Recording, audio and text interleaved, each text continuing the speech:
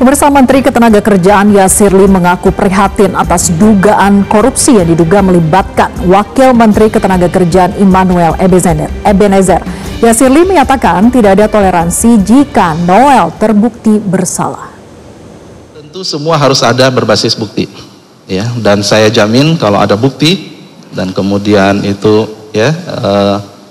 benar, ya, tidak ada toleransi.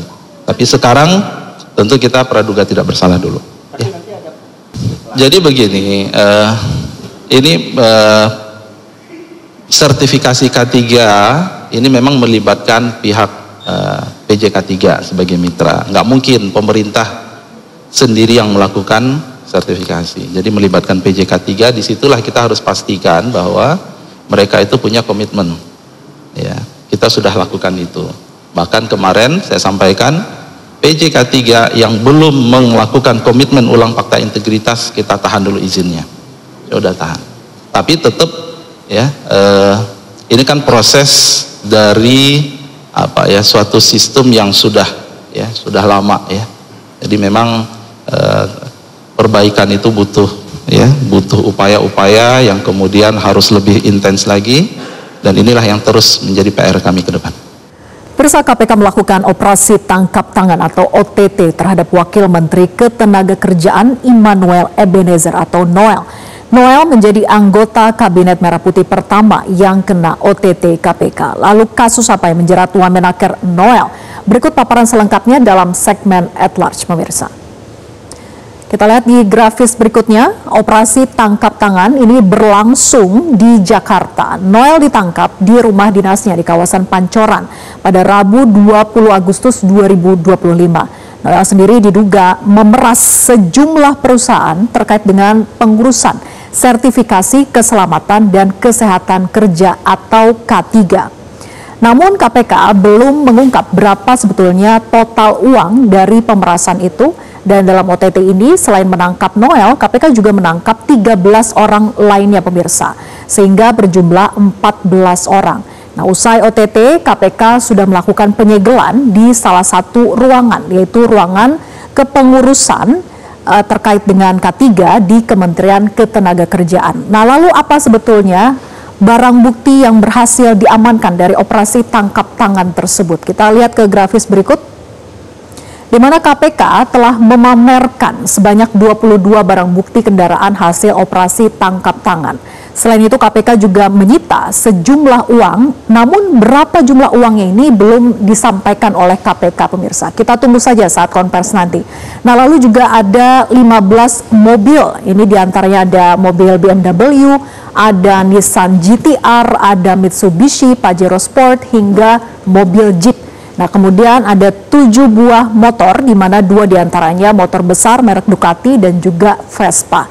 Nah, lalu siapa sebetulnya Noel ini? Bagaimana sepak terjangnya selama ini? Kita lihat di grafis berikutnya. Immanuel Ebenezer ini merupakan Wakil Menteri Ketenagakerjaan pada Kabinet Merah Putih pemerintahan Prabowo Gibran periode 2024 hingga 2029. Nah, Noel mulai menjabat sebagai Wamenaker sejak 21 Oktober 2024. Nama Noel ini dikenal sebagai salah satu ketua kelompok relawan Presiden ke-7 Republik Indonesia Joko Widodo atau Jokowi Mania. Nah, saat perhelatan pemilihan umum Presiden dan Wakil Presiden periode 2019 hingga 2024 memasuki Pilpres lalu, Joman ini kemudian bertransformasi menjadi Prabowo Subianto Mania. Nah, sepak terjang Noel ini kerap memicu kontroversi, pemirsa, salah satunya ketika mengomentari tagar kabur aja dulu. Nah, saat itu Noel berkomentar, mau kabur, kabur aja lah, kalau perlu jangan balik lagi. Nah, pernyataan Noel itu mendapat respon negatif dan juga amarah dari publik saat itu. Dan masih banyak, pemirsa, kontroversi lainnya. Nah, lalu bagaimana respon Istana terkait dengan OTT KPK terhadap Wakil Menteri di Kabinet Merah Putih? Kita lihat pernyataan berikut ini. Nah, ketika ditanya awak media kepada Mensesnek Prasetyo Hadi menyampaikan bahwa masih menunggu pengumuman resmi status hukum dari KPK. Jika terbukti, maka akan segera melakukan proses terhadap jabatan Noel. Nah, terkait dengan apakah akan ada pergantian atau tidak, itu masih belum tentu. karena Mensesnek meminta untuk menunggu pengumuman resmi dari KPK.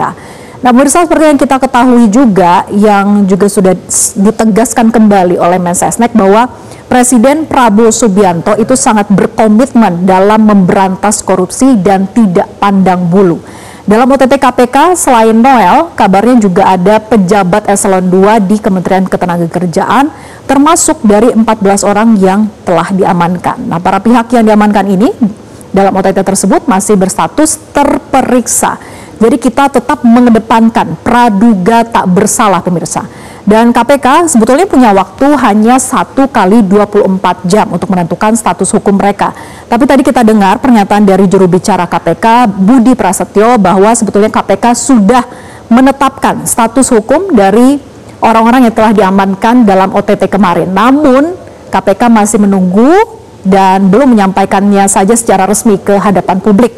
Kita tunggu saja konferensi persnya. Nah, walaupun batas waktu itu sudah lewat hingga kini, KPK memang belum mengumumkan secara resmi, pemirsa. Nah, nampaknya kali ini agak berbeda. KPK membutuhkan waktu lebih lama dalam pengumuman status hukum dari operasi tangkap tangan. Kita tunggu saja.